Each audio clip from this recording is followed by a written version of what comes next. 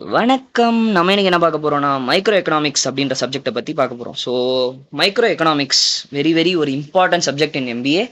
So, அத பத்தி டெப்த்தா வர வீடியோஸ்ல நம்ம பார்க்க போறோம். ஸோ, மைக்ரோ எக்கனாமிக்ஸ் நம்ம நேம பார்க்கும்போதே தெரியுது. மைக்ரோனா நமக்கு என்னன்னு தெரியும். ஸ்மால் ஆர் வெரி ஸ்மால் குவான்டிட்டீஸ்ல சம்திங் இஸ் கால்ட் மைக்ரோ. எக்கனாமிக்ஸ்ன்றது பொருளாதாரம்.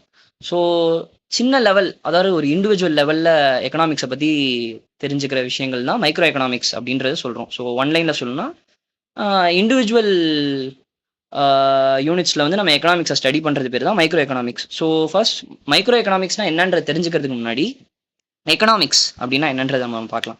So, economics is basically a science subject that studies how individuals or business and governments make choices in face of scarcity, allocating resources to produce, distribute and consume goods and services. So basically economics என்ன பண்ண is basically social science subject. So என்ன பண்ணுவாங்கன்னா இதில் வந்து எப்படி வந்து ஒரு கவர்மெண்ட்டோ ஒரு இண்டிவிஜுவலோ ஒரு பிஸ்னஸோ எப்படி வந்து financial decisions or any other choices to make allocate resources to attain their needs.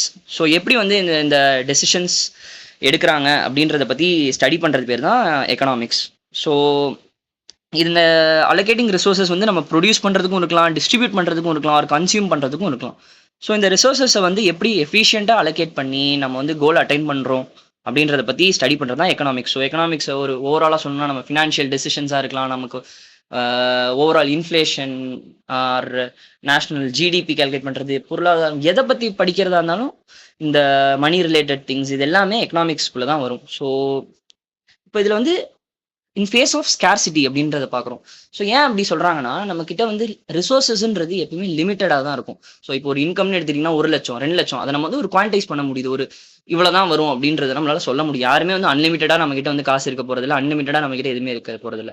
So எக்கனாமிக்ஸ்ன்றது என்னன்னா, நம்ம கிட்ட இருக்கிற லிமிட்டட் ரிசோர்ஸஸை எப்படி எஃபிஷியண்ட்டாக யூஸ் பண்ணி அதை வச்சு நம்ம கோல்ஸ்லாம் எப்படி அட்டைன் பண்ணுறோம், நம்மளோட நோக்கங்கள் என்னன்றதை வந்து பூர்த்தி செய்கிறது பேர் தான் எக்கனாமிக்ஸ் சப்ஜெக்ட். ஸோ இது வந்து லயனல் ராபின்ஸ் அப்படின்ற ஒரு முக்கியமான ஒரு பொருளாதார வல்லுநர் என்ன சொல்றாருன்றது அவரோட டெஃபினேஷன் நம்ம பார்க்கலாம்.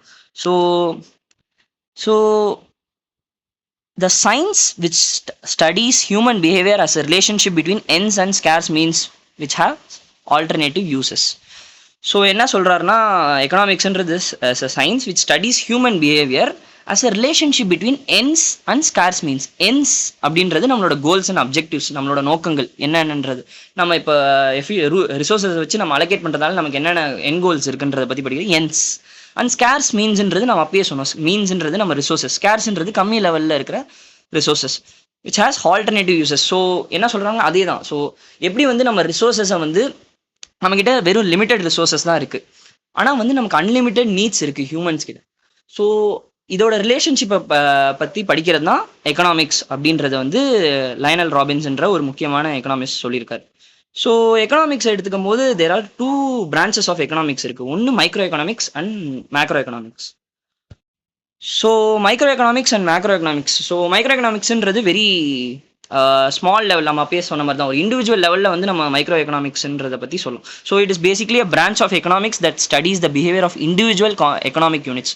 ஸோ ஒரு இண்டிவிஜுவலாக ஒரு கம்பெனி ஆர் நீங்கள் ஒரு ஸ்மால் லெவலில் இண்டிவிஜுவலாக நம்ம என்னென்ன பிஹேவியரை பற்றி ஒரு இண்டிவிஜுவலாக அவங்க எப்படி இந்த மாதிரி ரிசோர்ஸஸ் அலோகேட் பண்ணி டெசிஷன்ஸ் எடுக்கிறாங்கன்றத வந்து பற்றி படிக்கிறது தான் மைக்ரோ எக்கனாமிக்ஸ். ஒரு ஸ்மால் லெவலில் பொருளாதாரம்ன்றது இப்போ வந்து ஃபார் எக்ஸாம்பிள் சொல்லணும்னா இட் ஹைலைட்ஸ் த எப்படி சொல்கிறது, ஒரு ஃபேமோட பிஹேவியர் சொல்லலாம், ஒரு மார்க்கெட் டைனமிக்ஸை பற்றி சொல்லலாம். ஸோ ஃபேம் பிஹேவியர்னா இப்போ ஃபார் எக்ஸாம்பிள் ஒரு கம்பெனி வந்து எவ்வளோ பொருள் செய்யுது, எவ்வளோ பொருளை வந்து விற்குது, இப்போ நீங்கள் வந்து ஒரு பொருளை வாங்குறீங்க, இந்த மாதிரி இண்டிவிஜுவலாக நம்ம எடுக்கிற ஃபினான்ஷியல் டெசிஷன்ஸ் ஒரு வீட்டில்.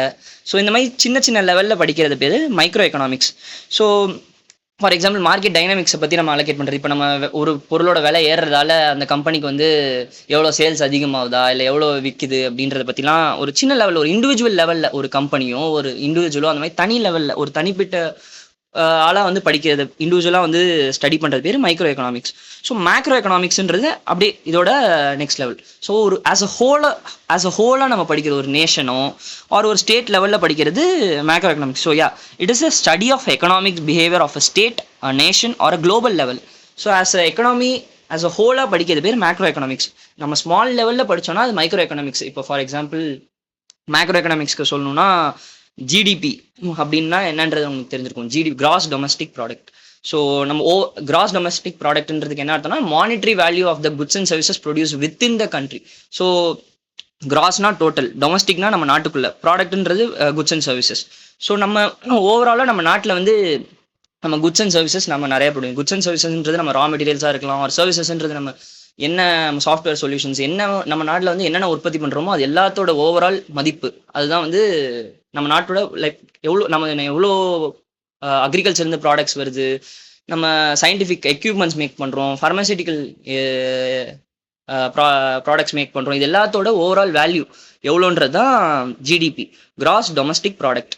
ஸோ இப்போ இதே ஜிஎன்பின்னு ஒன்று இருக்குது, கிராஸ் நேஷனல் ப்ராடக்ட். சில பேர்லாம் என்ன பண்ணுவாங்க, நம்ம இந்தியன் சிட்டிசன்ஸாக இருப்பாங்க, அவங்க வெளிநாட்டில் ஒர்க் பண்ணுவாங்க, பட் அவங்க அங்கே இருந்துட்டு அவங்க சம்பாதிக்கிறது நம்ம நாட்டோட ஜிஎன்பி அப்படின்ற கேல்குலேஷனுக்குள்ள எடுக்கும்போது அவங்களுடைய அங்கே செய்கிற ப்ராடக்ட்ஸு அது அவங்க வந்து ஈவந்தோ வெளிநாட்டில் இருந்தாலும் நம்ம இந்தியன் சிட்டிசன்ஸாக இருப்பாங்க. ஸோ அவங்க உற்பத்தி பண்ணுற பொருளோட வேல்யூ சேர்த்து ஆட் பண்ணால் அது பேர் ஜிஎன்பி அப்படின்னு சொல்லுவாங்க. So that is GDP. இன்ஃப்ளேஷன்றது ஒரு it's a very big concept. இந்த ஜிடிபி இன்ஃப்ளேஷன்லாம் போனால் இதுவே ஒரு தனி வீடியோ போகும். ஸோ இன்ஃப்ளேஷன்றதை ஷார்ட்டாக சொல்லணும்னா பண மதிப்பிழப்பு. ஸோ ஒரு எக்ஸாம்பிள் சொல்லணும்னா நம்ம கிண்டர் ஜாய் எடுத்துக்கலாம். ஒரு காலத்தில் வந்து நம்ம 30 ரூபாய்க்கு தான் கிண்டர் ஜாய் இருந்து, இப்போ பார்த்தீங்கன்னா 45 ருபீஸ் ஆயிடுச்சு. ஸோ எப்படி இது என்ன இருக்குன்னா விலைவாசி உயர்ந்திருக்கு. ஸோ இன்ஃப்ளேஷன்றது சிம்பிளாக ஒரு லைனில் சொல்லணும்னா விலைவாசி உயர்வு, பண மதிப்பிழப்பு, அதாவது மணி லூசிங் இட்ஸ் வேல்யூ. ஸோ நம்ம ஒரு காலத்தில் 5 ரூபாய்க்கு வந்து 5 சாக்லேட் வாங்க முடிஞ்சது, ஆனால் இப்போ வந்து 5 ரூபாய்க்கு ஒரு சாக்லேட் தான் வாங்க முடியுது. ஸோ இதை ஒரு ஒன் லைனில் சொல்லணும்னா இன்ஃப்ளேஷன்றது வந்து பண மதிப்பிழப்பு அண்டு விலைவாசி உயர்வு, இது தமிழில் சொல்லணும்னா.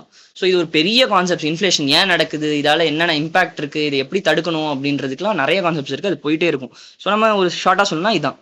ஸோ இன்ட்ரெஸ்ட் ரேட்டுன்றது அஃப்கோர்ஸ் உங்களுக்கு எல்லாருக்கும் தெரியும். இன்ட்ரெஸ்ட் ரேட்டை கட் பண்ணால் நம்ம சென்ட்ரல் பேங்க் எல்லா ஊர்லேயும் வந்து சென்ட்ரல் பேங்க்ஸ்னு ஒன்று இருக்கும். ஸோ அவங்க வந்து இன்ட்ரெஸ்ட் ரேட்டை கட் பண்ணாங்கன்னா நடுவில் இருக்க கமர்ஷியல் பேங்க்ஸ் வந்து இன்ட்ரெஸ்ட் ரேட்டை கம்மி பண்ணுவாங்க. ஸோ அதால் நம்ம லோன் நிறையா எடுப்போம். ஸோ நிறைய லோன் எடுத்தோன்னா நம்ம வந்து நிறைய ஸ்பெண்ட் பண்ணுவோம். ஸோ நிறைய ஸ்பெண்ட் பண்ண நாட்டோட ஜிடிபி அதிகமாகும்.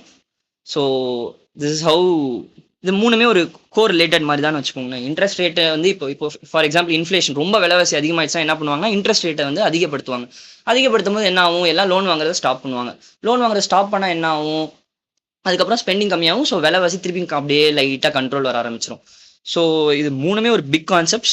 ஸோ ஒரு இதெல்லாம் வந்து examples of macro economics. So macro எக்கனாமிக்ஸ்ன்றது என்னன்னா ஒரு நேஷன் வைடாக ஒருத்தவங்களோட நம்ம நாட்டோட அன்எம்ப்ளாய்மெண்ட் ரேட் எப்படி இருக்குது, ஸோ நம்ம ஒரு நேஷனாக பார்க்கும்போது மேக்ரோ எக்கனாமிக்ஸ். மைக்ரோ எக்கனாமிக்ஸ்ன்றது ஒரு இண்டிவிஜுவலாக நமக்கு எவ்வளோ இன்கம் வருது, வரவு செலவு, இதை பற்றிலாம் ஸ்டடி பண்ணுறது பேர் மைக்ரோ எக்கனாமிக்ஸ்.